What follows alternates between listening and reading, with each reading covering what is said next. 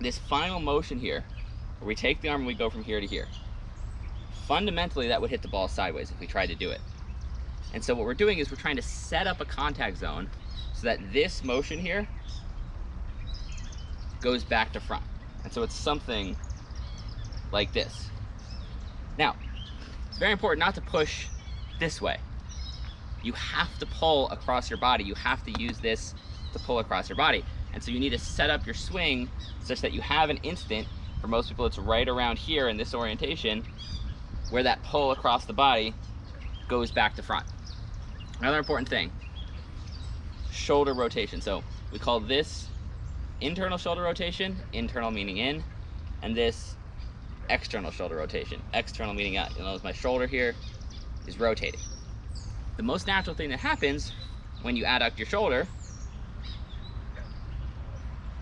is that it turns in. So if you stand here and you put your arm out and you pull and you push forward, it's most natural for your hand to turn over. And so again, this is something we want to harness. If we do it, purely naively, the pure naive version of this is this. So the racket turns completely over and we hit the ball sideways and down. And so the whole point of the forehand swing is, this is a very strong motion. We want to end the swing with this. And so what I need to do is adjust my body and probe the ball into the right spot, such that this final motion here sends the ball diagonally up with a reasonable string angle. So, boom, boom. And then what I'm gonna do is I'm gonna do comfortable motions like this. I'm gonna feel what it feels like to have this final motion here. And I'll do it while holding my racket at some point, and I'll check my string angle when I get to here. I'll check my string angle when I'll get to here. I'll orient my hand and my grip such that the racket strings are on a slight downward angle so that I can use this in order to hit the ball. And this is the thing with probing, right? Let's say the ball's back here instead of out here, okay? If I can't really adduct my shoulder yet, so I can't use this. I could do this and maybe hit a slow shot and maybe get it in, but I can't adduct my shoulder. Let's say the ball's too far. Again, I can't adduct my shoulder, it's already fully adducted. If I adduct it any more, all I can do is hit sideways. So that's why we have to probe the ball into the right spot so we can actually harness this last link in the kinetic chain here. And that spot, again, is right around here. For my particular body, it's right around here. This is like the end of my contact zone because I've pretty much already adducted my shoulder. So my contact zone starts here and ends here. It's this distance right here. Anywhere in here is where I can use this final link to drive through the ball, right? These will go a little more cross court, a little lower. These will be a little more down the line, a little higher. If I slightly mistime it, but that's fine. We want a fault tolerant contact zone where we can slightly mistime it and have it still go in. But that's my contact zone for my particular body. Okay, a couple more checkpoints. Elbow coming past the plane of the hips right here. The reason is if the elbow's stuck back here, again, I adduct my shoulder, I don't get a swing. Well, that's actually, I'm rotating my shoulder. I can't even adduct it. I mean, let me try. Yeah, I mean, I can kind of. But again, in order for this to work, we have to swing forward until the elbow has passed the plane of the hips, and now we're free to use that final link in the chain.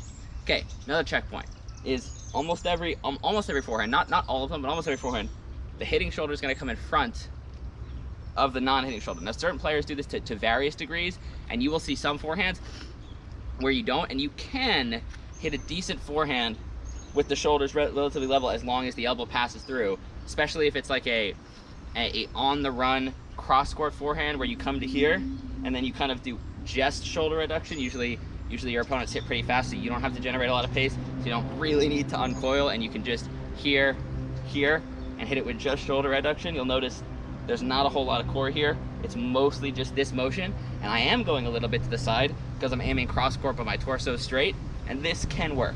This can work in a last stage ever. But primarily, when you're driving the ball, when you're hitting your bread and butter ground stroke, this is gonna pass the plane of the hips here, boom, and then now you're ready for that final link where this can pull across, but across becomes straight through towards the target. Okay, similarly, the shoulder rotation. This is mostly passive. Now you can think about doing that and it's fine. If there's not too much tension, it's fine. The important thing here is that the string angle is going like this when you do it. It can close a little bit, but it's not doing that. If the string angle is completely closing, the swing is going to be a mess. So the string angle can slightly close, and that's fine, and it will completely close by the follow through. Your wrist will even flex by the follow through a lot of the time, but it has to be mostly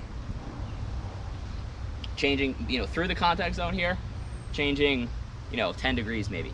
If it's changing 100 degrees through the contact zone, if it's like this, you're turning the racket over the ball, then there's only a very split second where you can hit it, otherwise you miss. So that's what we're doing here. We're taking this is our starting point. Boom. This arm motion is the last link in our forehand chain. And by the way, if you're, you know, rallying with like a student, or you're just trying to hit really slow, you can just ignore all this and just hit the ball with this arm motion.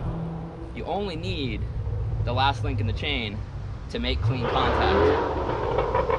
You don't need the previous links if you're not trying to generate velocity. The whole point of the rest of it, like the torso for example, is instead of doing this, I'm gonna start here, create some tension here, and then I'm gonna uncork my stomach muscles and do this. The whole point of this is that I can do the same thing, but I can uncork the back hip here and add even more velocity. But again, this is all to generate extra velocity. That the contact zone is what's important. And if you're, you know, I don't know, 3-0, 2-5, 3-5 player, even 4-0, 4-5 player, if you're at the level where you just want tennis to be fun, you just want to not miss all the time, this is what you need to master.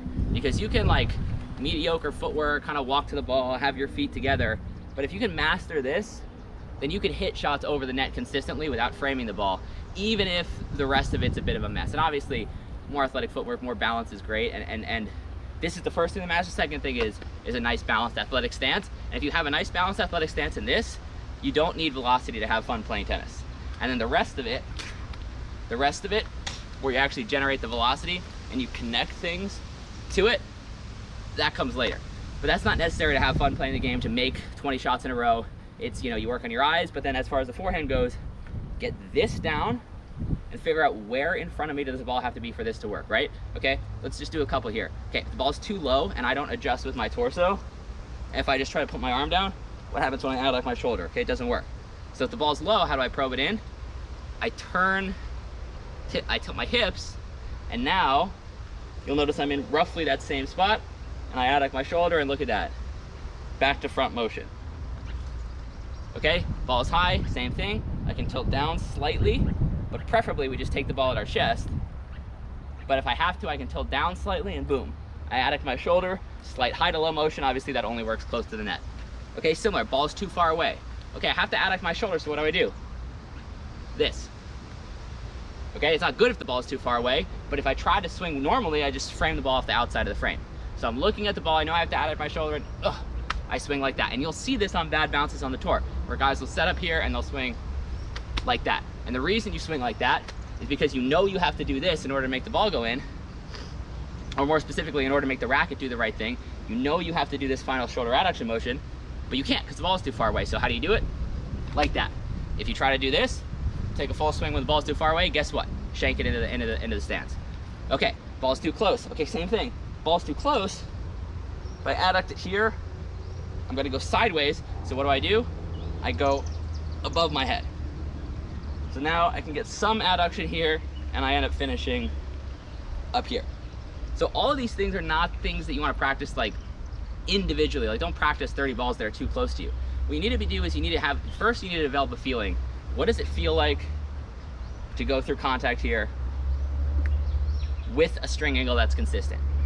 And then once you have that feeling, you're looking in front of you and you're trying to set the ball up so it looks like it's supposed to look. It's there, and when it's there, I know that my arm can hit it with this natural adduction motion.